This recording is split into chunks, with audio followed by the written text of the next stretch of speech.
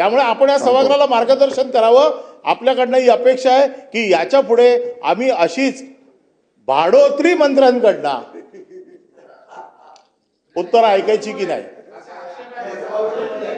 आणि याला चांगला, याला दुसरा शब्द सांगा, मला याला शब्द सांगा, याला दुसरा शब्द सांगा, याला दुसरा शब्द सांगा. सबस्टिट्यूट. आणि अनिल परब साहेबांचं मी समजू शकतो, चिडचिड होणं स्वाभाविक आहे, कारण बंटी पाटील त्यांना काही डायरेक्ट क्लिअरन्स देत नसल्यामुळं. आणि आम्हाला त्याची कॉपी दिली आहे का की नगर विकास खात्याची उत्तरं उद्योग मंत्री देतील म्हणून? हे विधिमंडळापुरतं आम्ही केव्हा मान्य केलं होतं? ज्यावेळेला राज्यमंत्री नव्हते त्यावेळेला आम्ही मान्य केलं होतं की सामूहिक जबाबदारी. नाही तर मग सामूहिक जबाबदारी म्हणून कुठल्याही मंत्र्याला आम्ही कुठलाही प्रश्न विचारायची आपण अनुमती द्यावी. आपण सभागृहाच्या नियमाचे पालन होतंय की नाही हे बघणं आपली जबाबदारी आहे. आम्ही त्यांना प्रश्न विचारायचंच नाहीये. आम्ही प्रश्न आपल्याला विचारतोय. आणि तशी जर कॉपी दिलेली असेल तर हा राज्यमंत्र्यांचा अपमान आहे की नाही हे मुख्यमंत्र्यांनी येऊन सभागृहात सांगितलं पाहिजे. मुख्यमंत्र्यांकडे ही जबाबदारी अधिवेशन चालवायची आणि आपण त्याचे एक्झिक्युटिव्ह आहात की हे सभागृह व्यवस्थित चालवण्याची. एक एक्झिक्युटिव्ह तर आपण देतच नाही आहेत. जे 3 प्रमुख चेहरे या सभागृहाचे आहेत त्याच्यात आपण एक आहात, मुख्यमंत्री एक आहात आणि विरोधी पक्षनेते आहात. हे 3 पायावरती चालायचे तर 2च पायावर पडतंय आपण. त्यामुळे आपण या सभागृहाला मार्गदर्शन करावं. आपल्याकडनं ही अपेक्षा आहे की याच्या पुढे आम्ही अशीच भाडोत्री मंत्र्यांकडनं उत्तर ऐकायची की नाही. आणि याला चांगला, याला दुसरा शब्द सांगा, मला याला शब्द सांगा, याला दुसरा शब्द सांगा, याला दुसरा शब्द सांगा. सबस्टिट्यूट. याला दुसरा शब्द सांगा ना. मी माझा शब्द मागे घेतो. मी कामकाजातून तो शब्द काढून टाकत आहे.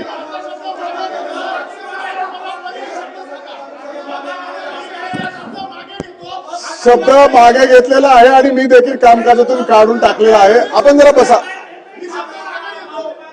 आपण बसा. या संदर्भामध्ये माननीय उपमुख्यमंत्री महोदयांनी पत्रव्यवहार हा विधानमंडळाशी केलेला आहे आणि विधान परिषदेत आणि विधानसभेमध्ये दोन्ही ठिकाणी नगरविकास विभागाचं उत्तर देण्यासाठी त्यांनी प्राधिकृत केलेलं आहे उदय सामंत मंत्री यांना. आणि त्यामुळं आपण जे म्हणतायत की राज्यमंत्र्यांनी यावं किंवा नाही यावं, मला वाटतं राज्यमंत्री खालच्या सभागृहामध्ये आहेत आणि त्यांनी ज्यांना प्राधिकृत केला आहे. कॅमेरा फक्त ठराविक ठिकाणी असतो, कॅमेरा एका ठिकाणी असतो, संपूर्ण सभागृहावरती नसतो. आणि म्हणून आपलं म्हणणं आता नोंदून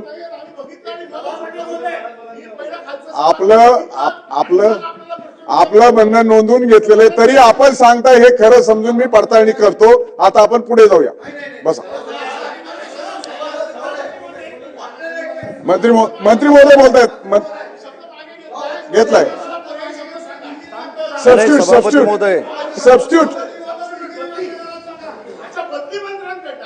सबस्टिट्यूट मध्ये काही काळापुरते प्राधिकृत केले. सभापती महोदय, जसं राज्यमंत्री महोदयांना मला बोलू दे ना.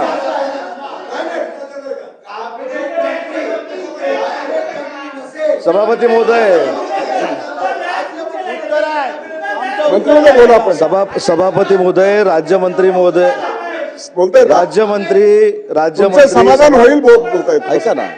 राज्यमंत्री सभागृहात नाही म्हणून अनिल परब साहेबांनी जो मुद्दा मांडला त्यांचं कामकाज खाली चालू आहे. पण असे अनेक विधान परिषदेचे सदस्य आहेत ते अधिवेशन येत नाहीत सभागृहामध्ये. त्याचा देखील विचार झाला पाहिजे. त्याच्यामुळं अनेक विधान परिषदेचे सदस्य असे जे आहेत ज्यांना महाराष्ट्राच्या विकास कामाची काही घेणं देणं नाही, ते सभागृहामध्ये येत नाहीत. त्याची देखील दखल अनिल परब साहेबांनी घेतली पाहिजे. आणि अनिल परब साहेबांचं मी समजू शकतो, चिडचिड होणं स्वाभाविक आहे, कारण बंटी पाटील त्यांना काही डायरेक्ट क्लिअरन्स देत नसल्यामुळं. सन्माननीय सदस्य, ही चिडचिड स्वाभाविक आहे साहेब अनिल परब साहेबांची. त्याच्याबद्दल दुमत असण्याचं काही कारण नाही.